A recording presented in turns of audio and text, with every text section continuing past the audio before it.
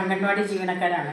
ഞങ്ങൾക്ക് സ്റ്റേറ്റ് ഗവൺമെൻറ്റും കേന്ദ്ര ഗവൺമെൻറ്റും സംയുക്തമായിട്ടാണ് ഞങ്ങളുടെ ICDS തുടങ്ങിയത്.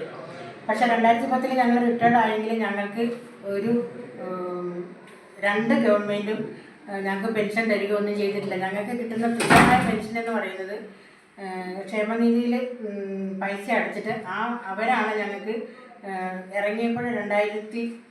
ഇറങ്ങിയപ്പം ഹെൽപ്പർമാർക്ക് 300-ഉം ടീച്ചർമാർക്കും 500-ഉമായിരുന്നു തന്നുകൊണ്ടിരുന്നത്. പിന്നെ കുറേ സമരങ്ങളിലൊക്കെ പോയതിൻ്റെ ഫലമായിട്ട് ഇപ്പം അത് 2500 ടീച്ചർമാർക്കും 1500 ഹെൽപ്പർമാർക്കും കൊടുക്കുന്നുണ്ട്. ഇത് ക്ഷേമനിധി പെൻഷനാണ് ഞങ്ങൾക്ക് കിട്ടുന്നത്. ഞങ്ങളുടെ ആവശ്യം എന്താണെന്ന് വെച്ചിട്ടുണ്ടെങ്കിൽ ഞങ്ങൾക്ക് പെൻഷൻ തരണം. ഞങ്ങൾ 40-45 വർഷം സേവനം ചെയ്ത് ഒത്തിരി കഷ്ടപ്പെട്ട് ഞങ്ങളുടെ അധ്വാനഭാരം മുഴുവനും ICDSന് വേണ്ടി ചിലവാക്കി നാടിൻ്റെ ഉയർച്ചയ്ക്കും അവരുടെ സമഗ്രമായ വളർച്ചയ്ക്ക് ഞങ്ങൾ സേവനം ചെയ്ത് ഞങ്ങൾക്കിപ്പോൾ ആരോഗ്യം ക്ഷയിച്ച് ഓരോ വീടിൻ്റെ മൂലയിലും ഞങ്ങൾ കൂടിയിരിക്കുകയാണ്. അപ്പം ഞങ്ങളെ നോക്കാൻ ആരുമില്ല. ഞങ്ങൾ ശരിക്കും ഒരു മരുന്ന് വാങ്ങാൻ വരെ ഞങ്ങൾക്ക് പൈസയില്ല. ഒന്ന് പുറത്തിറങ്ങണമെങ്കിലോ ഒന്ന് സന്തോഷിക്കണമെങ്കിലോ ഒന്നുമില്ല. വേണ്ടി സർക്കാരിന് വേണ്ടി ജോലി ചെയ്ത് ഞങ്ങളുടെ ചോരയും നീരും വറ്റി ഇപ്പോൾ ഓരോ വീടിൻ്റെ മൂലയിലും ഞങ്ങൾ ഒതുങ്ങിക്കൂടിയിരിക്കുകയാണ്. അപ്പം ഞങ്ങൾക്ക് ഇന്നത്തെ കാലത്ത് ജീവിക്കാൻ ആവശ്യമായ ജസ്റ്റ് മരുന്ന് വാങ്ങാനെങ്കിലും ഞങ്ങൾക്ക് പൈസ വേണ്ടേ.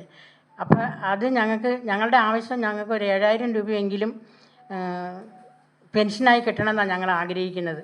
നിങ്ങൾക്കറിയാം ഇന്നത്തെ കാലത്ത് ഒത്തിരി ചിലവുകളുണ്ട്. ഒത്തിരി മരുന്നുകൾക്ക് തന്നെ നല്ലൊരു പൈസയാകും. അപ്പോൾ ഞങ്ങളുടെ മുന്നിൽ ഈ ഗവൺമെൻറ്, കേന്ദ്ര ഗവൺമെൻറ്, സ്റ്റേറ്റ് ഗവൺമെൻറ്റും കണ്ണടച്ചിരിക്കുകയാണ്. സ്റ്റേറ്റിനോട് ചോദിക്കുമ്പോൾ എന്താ പറയുക, കേന്ദ്രത്തിനോട് ചോദിക്കാൻ പറയും. കേന്ദ്രം പറയും സ്റ്റേറ്റാണ് തരേണ്ടത്. ഞങ്ങൾ ആരെയാണ് സമീപിക്കേണ്ടത്? ഇപ്പം പോവുകയാണെങ്കിൽ ഞങ്ങൾക്കൊരു അനുഗ്രഹം. പക്ഷേ ഞങ്ങൾ കണ്ണീരോടെയാണ് റിട്ടയർഡ് ആകുമ്പോൾ ഇറങ്ങിപ്പോകുന്നത്. അവർ പറയുന്ന ഫണ്ടില്ല എന്നാണ് ക്ഷേമനിധി ബോർഡ്. ഇപ്പം ഒരു ടീച്ചർ 500 രൂപയും ഒരു ഹെൽപ്പർ 250 രൂപയും അടയ്ക്കുന്നുണ്ട്. ഈ പൈസയൊക്കെ എങ്ങോട്ടാണ് പോകുന്നത്? പിന്നെ എങ്ങനെയാണ് ഫണ്ടില്ലാതെ ആകുന്നത്?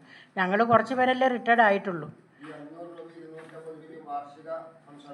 അല്ല, മാസം തോറും അടയ്ക്കുന്നതാണ് ക്ഷേമനിധിയിലേക്ക് അംശാദായം. എന്നിട്ടാണ് ഇപ്പം 23-ൽ പിരിഞ്ഞവർക്കും ഒരു അനുഗ്രഹങ്ങളും കിട്ടിയിട്ടില്ല. പിന്നെ തന്നെയല്ല ഞങ്ങൾക്ക് ഗ്രാറ്റുവിറ്റി സുപ്രീം കോടതി × 2 അത്രയും ജീവനക്കാരുണ്ട്.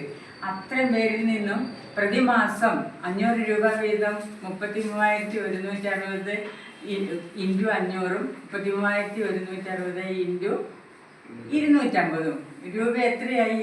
ഒരു മാസം തന്നെ ക്ഷേമനിധിയിലേക്ക് പോകുന്ന തുക